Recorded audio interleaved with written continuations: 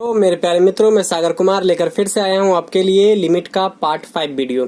और इस वीडियो में हम जानेंगे इनडिटर्मिनेट फॉर्म के बारे में। मेरे दोस्तों, हमने पिछले वीडियो में कुछ क्वेश्चंस किए थे और उसमें डायरेक्ट पुटिंग वैल्यू करके हमने मान निकाल लिया था, ठीक है।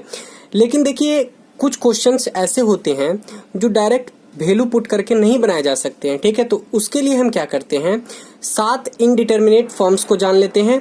यदि हमको वैल्यू पुट करने पर ये 7 इनडिटर्मिनेट फॉर्म्स आते हैं तो हम डायरेक्ट पुट करके उन क्वेश्चंस को नहीं बना सकते हैं। जैसा कि हम यहाँ पर कुछ एग्जांपल लिए हैं। पहला क्वेश्चन है मेरे पास, limit x tends to 1 x square minus 1 बटा x माइनस 1। यदि इस क्वेश्चन में हम वैल्यू पुट करते हैं तो हमको आ जाएगा 1 का स्क्वायर माइनस 1 बटा 1 माइनस 1।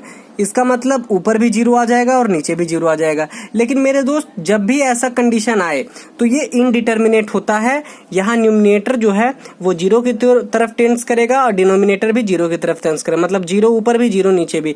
तो इस प्रकार के क्वेश्चंस को जो है वो हम इस तरीका से वैल्यू पुट करके नहीं बना सकते हैं। इसको बनाने का तरीका कुछ और है। इसको 3 मेथड से बनाया जा सकता है।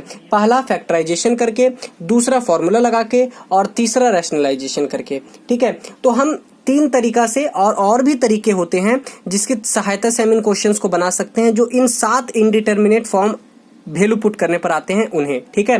बाकी कोई भी क्वेश्चन हो जो वैल्यू पुट करने पर ये सारे फॉर्म में नहीं आता है, उसको हम डायरेक्ट बना सकते हैं, ठीक है ना। ये बात आपको याद रखना है। तो इनडिटर्मिनेट फॉर्म क्या क्या है? सबसे पहला 0 बटा 0। यदि किसी क्वेश्चन में आ जाए तो हम फिर डायरेक्ट नहीं बना सकते हैं। इन्फिनेटिव बटा इन्फिनेटिव और infinitive into 0, infinitive minus infinitive, 0 पर पावर 0, इन्फिनेटिव पर पावर 0 और 1 पर पावर इन्फिनेटिव, ठीक है। ये 7 जो इनडिटर्मिनेट फॉर्म है, इन्हें हम डायरेक्ट वैल्यू पुट करके नहीं बना सकते हैं। आप दूसरा क्वेश्चन भी देख सकते हैं। देखिए, जब हम यहाँ पर इन्फिनेटिव x की जगह पर पुट करेंगे तो ये हो जाएगा इन्फिनेटिव का स्क्वायर प्लस 1 बटा इन्फिनेटिव का क्यूब प्लस 2। मैंने आपको पिछले वीडियो में इन्फिनेटिव की प्रॉपर्टी लिखाई थी। यदि इन्फिनेटिव में कोई भी नंबर को जोड़ा जाए तो वो इन्फिनेटिव ही होता है, और इन्फिनेटिव में कोई भी नंबर को जोड़ा जाए तो वो इन्फिनेटिव ही होता है। तो मेरे दोस्त, आप देख रहे हैं कि यहाँ इन्फिनेटिव बटा इन्फिनेटिव का फॉर्म आ रहा है। इसका मतलब ये जो है इनडिटर्मिनेट फॉर्म है। इसका मतलब ये जो क्वेश्चन हमने बनाया है वो गलत है, ठीक है। इससे हम वैल्यू पुट करके जानते हैं कि ये इनडिटर्मिनेट फॉर्म आ रहा है कि नहीं आ रहा है, ठीक है ना। इसको बनाने का तरीका कुछ और है। मतलब कुछ ऐसे एग्जांपल होते हैं जिनको ऐसे बनाया जा सकता है। देखिए, तीसरा क्वेश्चन है, limit x tends to π/2 minus x into 10x। तो जब हम वैल्यू पुट करते हैं तो π/2 माइनस और x की जगह पर π/2 और फिर उसके बाद बाहर में 10π/2। तो हमको पता है कि π/2 से π/2 जाएगा तो 0 आएगा, और 10 90 का मान इन्फिनेटिव होता है। तो आप ध्यान से देखिए, 0 इंटू इन्फिनेटिव, यहाँ भी देखिए इन्फिनेटिव इंटू 0 है। इसका मतलब ये भी इनडिटर्मिनेट फॉर्म में आ रहा है। इसका मतलब ये क्वेश्चन में डायरेक्ट वैल्यू पुट करके नहीं बनेगा। आप आगे वाले सारे क्वेश्चन को देख सकते हैं। 1 बटा x स्क्वायर मतलब 1 स्क्वायर माइनस 1 माइनस 2 बटा 1 स्क्वायर, 1 पर पावर 4 माइनस 1। 1 बटा, देखो 1 में से 1 गया तो 0, 1 बटा 0 माइनस 2 बटा 0। 1 बटा 0 का मतलब इन्फिनेटिव होता है, 2 बटा 0 का भी मतलब इन्फिनेटिव।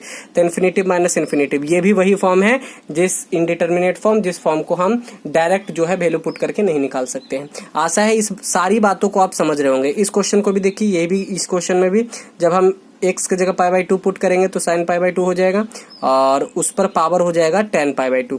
तो sin π/2 मतलब sin 90 का मान 1 पर पावर इन्फिनेटिव, क्योंकि 10 π/2 मतलब 10 90 का मान इन्फिनेटिव होता है, और 1 पर पावर इन्फिनेटिव जो है वो इनडिटर्मिनेट फॉर्म है। इसे हम डायरेक्ट नहीं बना सकते हैं। इसे 3 तरीके से बनाया जाता है, रैशनलाइजेशन, फॉर्मूला लगाकर और फैक्टराइजेशन करके, ठीक है ना।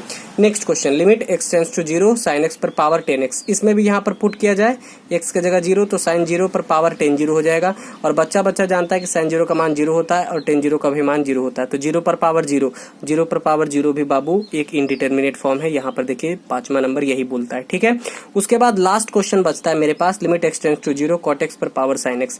तो cot x का मतलब cot 0 और sin x का मतलब sin 0। cot 0 का मान इन्फिनेटिव होता है और sin 0 का मान 0 होता है। तो आपको पता है कि इन्फिनेटिव पर पावर यहाँ 0 आ रहा है, तो इन्फिनेटिव पर पावर 0 जो फॉर्म है वो भी इनडिटर्मिनेट फॉर्म है। इसलिए इन सारे क्वेश्चन जो यहाँ पर हमने एग्जाम्पल के तौर पर लिए, इन्हें हम डायरेक्ट वैल्यू पुट करके नहीं बना सकते हैं।